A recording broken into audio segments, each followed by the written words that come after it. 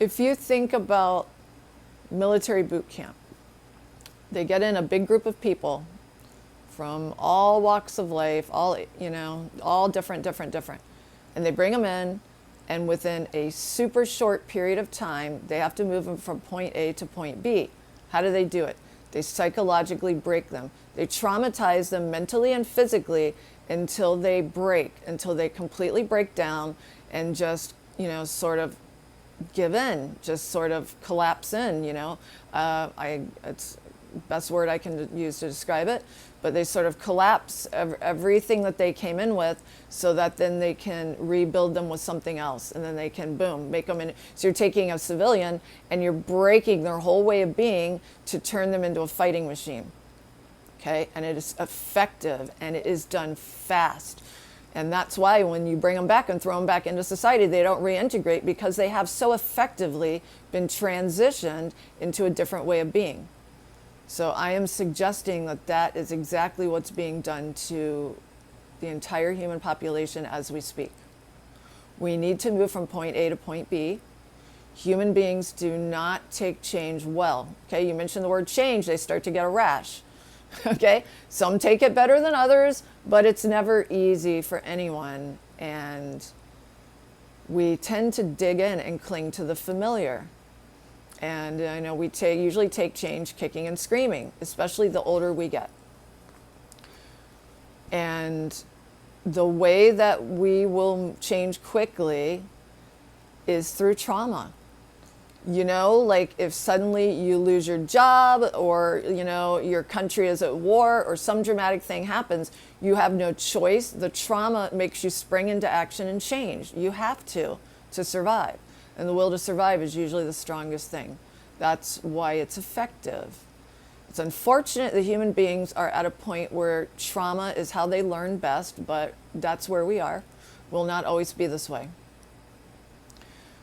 And the military knows this. They have spent large amounts of time and research on how the human psyche works and the best way to move them from point A to point B. So that's why they do it in this way. And I'm saying that this has to be absolutely perhaps what is being done now, because there's no other way that you could have global cooperation on such a scale that we are experiencing now. And that thought may make people absolutely panic, thinking that, the worst is going to happen, that there's going to be a global takeover and domination. And this is what I would like to say about that. Like any change, it can be positive or it can be negative. When we were all together on board with the entire world, and we were going through the tough times of the coronavirus and seeing that all of our brothers and sisters globally were going through the same thing, it did pull everyone together, didn't it, for that moment? And we could see, how are they taking it? What's happening in their country? And things like that. And it brought us all together for a moment. And that was quite nice. And we all were together at that moment, sharing in the benefits of having the vaccination and things like that. And it was really great. That was a moment where it felt good for us to be combined as one globally, nationally, and globally. And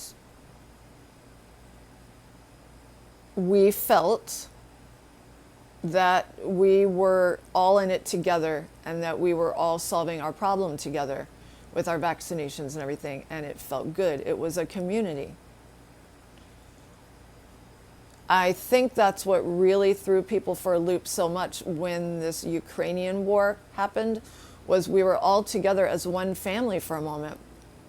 Now, wars break out all the time globally, and it doesn't affect people the way that this seems to be affecting everyone across the board. Especially as Americans being so isolated, it's kind of us and them, just because of the, obvious location differences. And everyone really, it was heavier on their heart than anything has ever been. And I believe it's because they had that moment of togetherness. And it was much more of an outrage. Everyone felt much more personal about it. And this is a way to bring us together, if you think about it, and make us much more sensitive and caring and have a desire to all be together as one. If we had a domineering negative influence in our country and certainly globally, then that would be horrifying, and that's the worst case scenario, because we've all been programmed to expect the worst and live in fear, and we don't want it to happen. Understandable.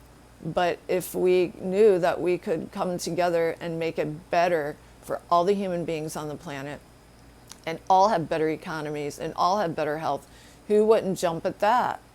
You know? We all want that. We all believe in that. We all jump planes and go to, like, South Africa and, on the other side of the world, do all these crazy things that we do, because we want this to explore, and we want togetherness, and we want everything to be like this. So I'm suggesting that we are being led in this way, in that direction. But humans have to make the changes through trauma, because that's the best, easiest, fastest way to do it.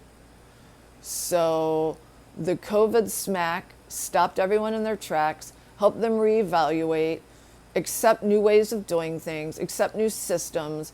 It forced you through that trauma to make the changes, And I'm suggesting that we are in the process of moving through many different changes. Moving from point A to point B is a process.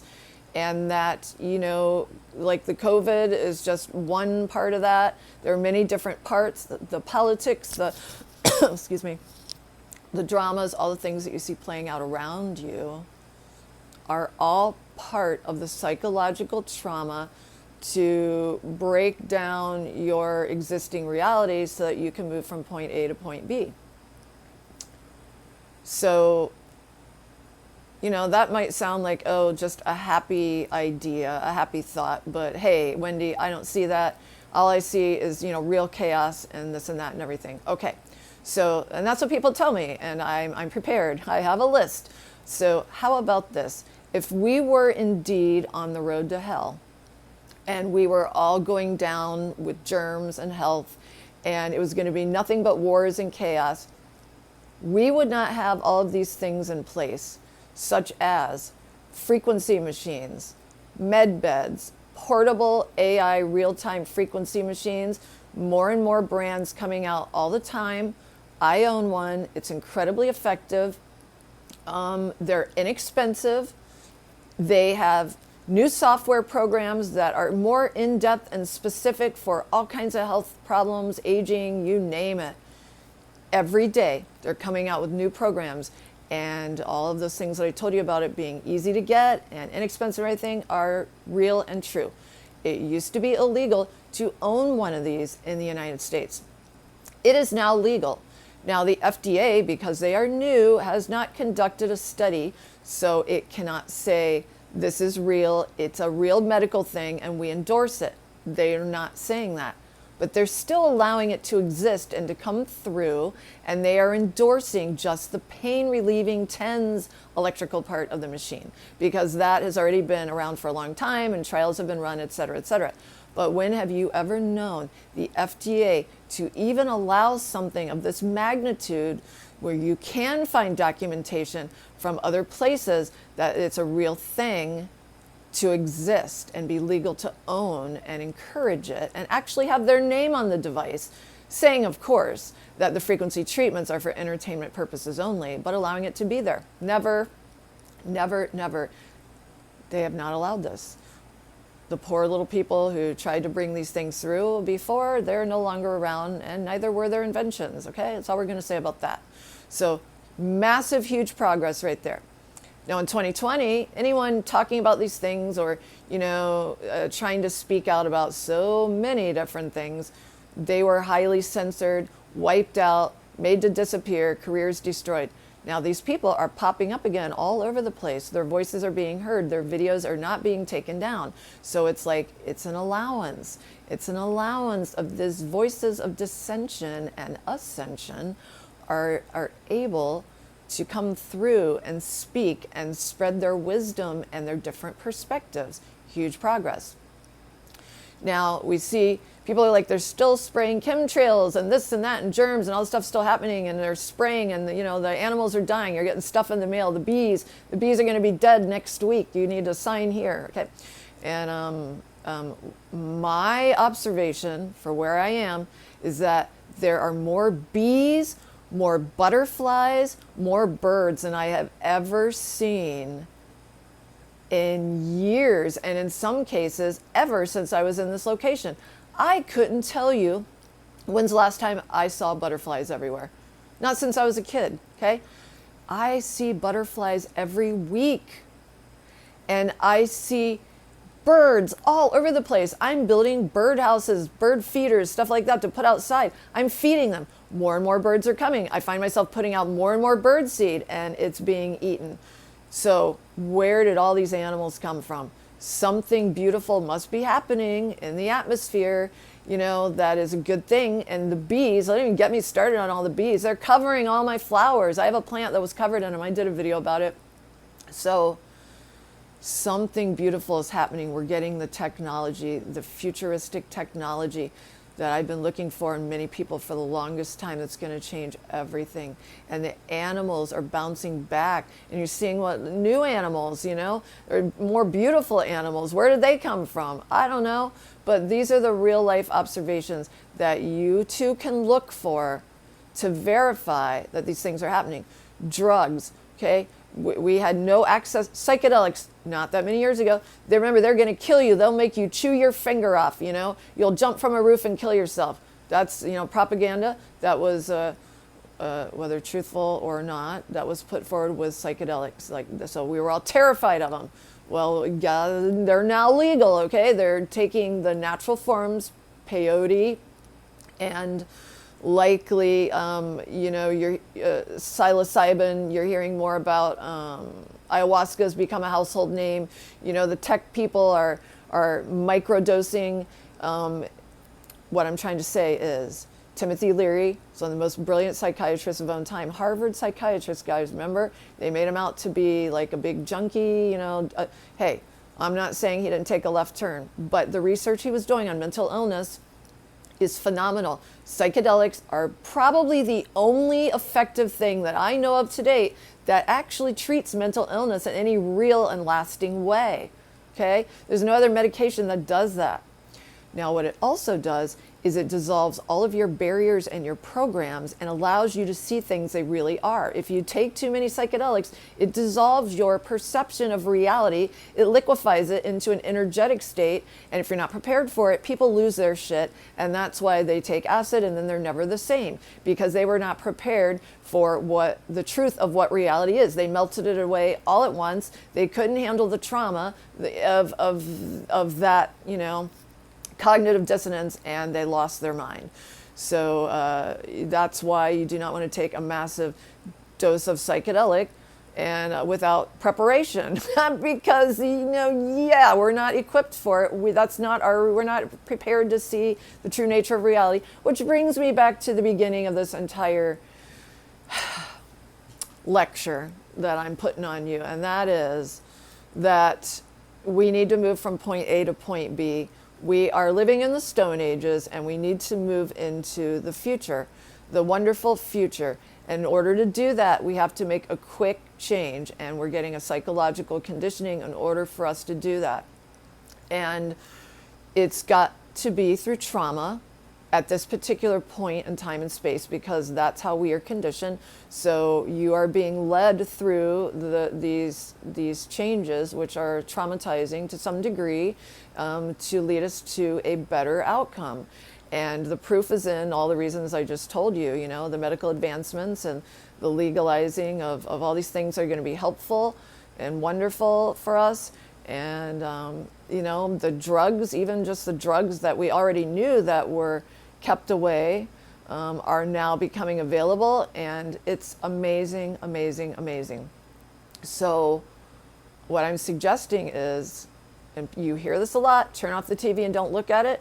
if you want to fast track toward mental health and wellness, that's what you need to do. I have not watched television in years. I don't miss a thing. That was my first thing. I have to be informed. There's no way you cannot be informed, all right? Because it's pounding you from every possible angle of your existence and your being. You can't escape it. In fact, there's so many headlines. When I'm online working, the news comes through, and I have it blocked every which way I possibly can. It's still going to pop up, and you'll read the headline. Headline's going to tell you everything you need to know. And anything else, even the stuff you didn't want to know, you're going to hear it from everyone around you. Trust me, I wouldn't lie. Okay, I've been living this for years now. You're going to, and if they're talking about something that you haven't heard of yet or you want to know, ask them the details. They're more than happy to tell you this is what people do. Okay? And then you get your fix. Not receiving it from the source, the media source, is going to benefit you in so many ways, because they're going to pound it and make it the most painful, the most redundant. They're going to hurt. They're trying to program trauma. This is a Psy-Op. Why do you have the same story every day for 45 days, 24 hours a day, pounding it, pounding it, pounding it? Guys, that's a psychological operation. It's fucking you up, all right? You can get the news. Your friend can tell you. They don't really want to repeat the bad stuff. They give you the gist of it. You say, okay, thanks, and then and you go away much healthier and better informed, because really you're turning away from it. You have to. Your psyche is stopping listening anyway. There's something weird going on there. It's not healthy, and I don't recommend it. If you can move into this healthier space, that's the way to do it. Okay, so that's all I have to say. Just think about what I said. You go out there and you look at it and you see what you think. And if it's not working for you, everyone I know is tired. They know that what I'm saying is true about the news and the Psy-Op, psychological operation on some level, because everybody wants to turn it off. Some people are making it less. They're limiting it. They're making these changes. Now they're going online and they're looking for news. But even if you're underground, what used to be considered conspiracy theory news, you guys, it's still an operation, okay? You said those people are even in more of a vortex, spinning vortex they can't get out of, because you have the whole underground conspiracy thing. They're spinning even faster, and I'm like, oh my God. So anyway, that's my opinion. Check it out, see what you guys think, and hey, maybe it'll make a difference. At least it'll get everyone thinking, okay? I love you very much. I hope you're having a great day. Bye.